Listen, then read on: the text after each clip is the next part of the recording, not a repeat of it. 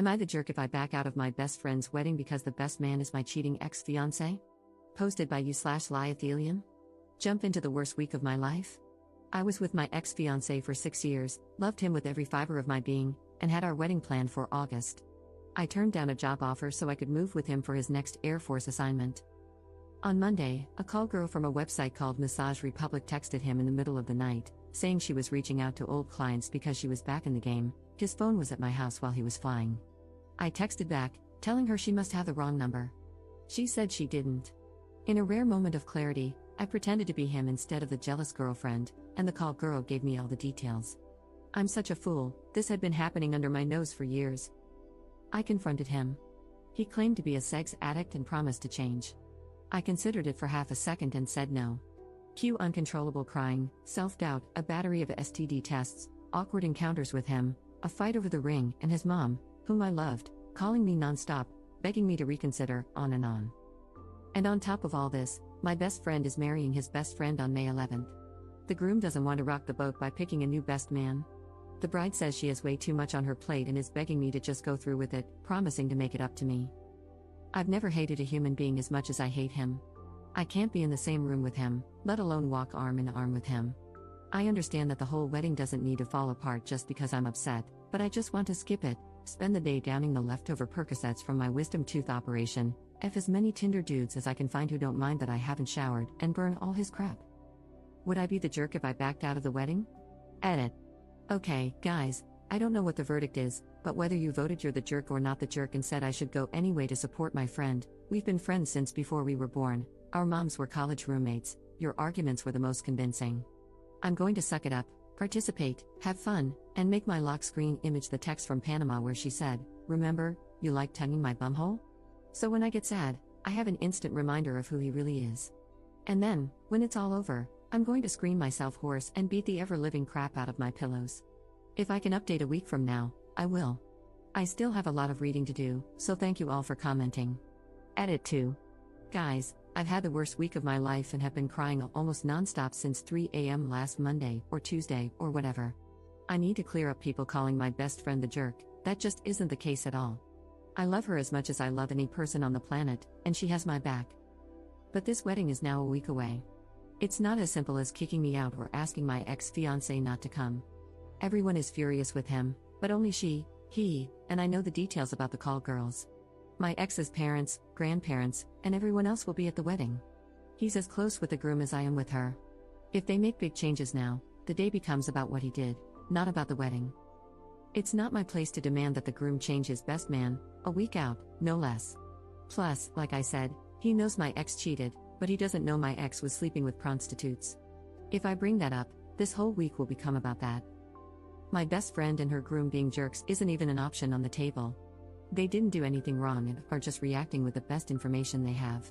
My friend has even offered to let me and my ex-fiancé walk in with other people or separately, but I'm not going to do that. First of all, because I think it will look weird. And secondly, because I foresee getting a sixth sense of satisfaction from touching him one last time, forever, and having him know that the spark he feels could have been forever come August, but he screwed it up. Update 2 days later. Is it possible for a cheater to change? This is almost an indescribable situation because if you had asked me last Sunday, I would have told you I had a perfect relationship. Monday night, he was flying, he's a pilot in the Air Force, and had left his phone at my house. In the middle of the night, it buzzed. It was a call girl named Panama who had quit for a while and was reaching out to old clients because she needed money. I logged into his phone. We share passwords on almost everything, and initially told her she had the wrong number, but far too much of what she said was identifiable to him. I confronted him when he got home, and he didn't try to deny it at all.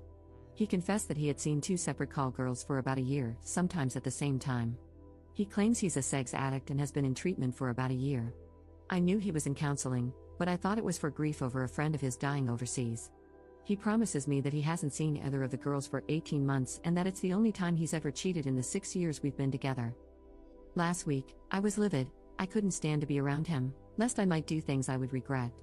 Last night, in a moment of weakness, I called him because I just wanted to hear it from him one more time, why he did it, why he needed call girls. I was so open to trying anything in bed, just why? And the truth is, I miss him so much it's killing me, so a part of me just wanted to hear his voice and know that he's alive in this world. We ended up having the friendliest conversation we've had since I found out, over the course of about 4 hours. The reality is, I still love him. I love everything about him, except the call girls part. He's broken over this, he's taken himself off the flying schedule, in the middle of his instructor upgrade, which may very well be a career staller, and he's doubled up on his counseling sessions. He hasn't lied to me, he hasn't yelled at me, he hasn't blamed me for anything. I guess if there's a right way for a cheater to act, he's doing it. All of this is complicated because we are scheduled to be maid of honor/best man in our respective best friends' wedding this coming Saturday. Both of us agree that we don't want our drama to get in the way of their big day, so while we aren't going together, we are going to put on our happy faces for the 4 minutes we have to be around each other. But I'm worried I'm going to break when I see him tall, glorious, and handsome in his tux. I am so devastated. I don't know what to do. I miss him more than I miss any other person, but I also hate him more than I hate any other person. What in the hell should I do? Can a cheater ever change? Second update 6 days later. I've logged into this throwaway a couple of times over the past weekend, honest to God, have 50 DMs and comments asking me to update, so here goes. Some of you may also know that my story got featured on major news websites and blogs. It was crazy. I left way too much identifiable info in my post, so pretty much my entire social circle knew it was me, and that was also how most everyone figured out my ex had been cheating. We had a meeting among the 4 of us to decide whether or not to proceed. We pretty much agreed that not showing up would cause more drama and whispers than if we did, so we decided to be civil and stay in our respective places. But having to spend that hour or so in the same room with him just filled me with adrenaline and pure rage. That led into the bachelorette party that night, where I got freaking hammered and, honest to God, made out with so many guys while dancing that I can't even count. I also ended up having my first one-night stand ever with a 20-year-old, super cute guy from our university's wrestling team who was so sweet. I'm not proud of doing that, but I'm also not ashamed either because it made me feel desirable, almost like I was going into the wedding day and rehearsal with some parody, like, hey, I can be naughty too. Ex and I were, of course, paired up at rehearsal, and I hate to admit this, but we had an absolute blast with each other. It wasn't a mistake that we had such a great and fun relationship, we are very compatible. It probably also worked because we were able to put the issue aside and focus on something else. The wedding was very much the same way. We walked arm in arm down the aisle with big, beaming, and genuine smiles because we were there for our friends. I had prepared a really nasty maid of honor toast that would have praised my friend and her loving relationship, loyalty, and truthfulness. I even included a line about never knowing who might call in the middle of the night, but as the reception wore on, I could tell the weight of the situation was really getting to my ex, and I felt like I didn't need to twist the knife any further, so I gave a nice but very generic toast instead. As the night went on, my ex became more and more withdrawn, sitting by himself, either on his phone or with his head in his hands.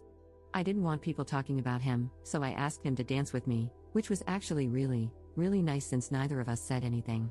At the end of it, he put his hands around my face like he was going to kiss me, and I would have totally let him, in that moment, but just whispered how sorry he was and walked away. I got distracted, and when I turned around, he had apparently left the reception. I hate myself for it, but I was so sad to see him go.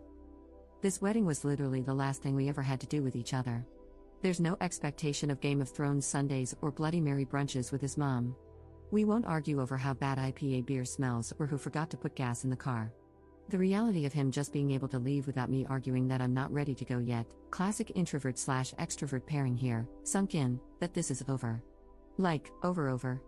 I went and cried uncontrollably in the hotel kitchen until the bride found me, and we cried together for a good half an hour. At that moment, I knew I had made the right choice by being there for my friend. So that's that. The wedding is over and done with. No real drama, just lots and lots of hurt feelings and a huge broken heart that I'm not sure will ever heal. I wish I could just turn off loving him, but it's not going to happen. Edit. Last word on this, guys, and I really, honestly, just want to say thank you. This sub has been such an amazing place and absolutely coaxed me into the right decision. Thank you so much for the words of encouragement. I will move on. I know I will.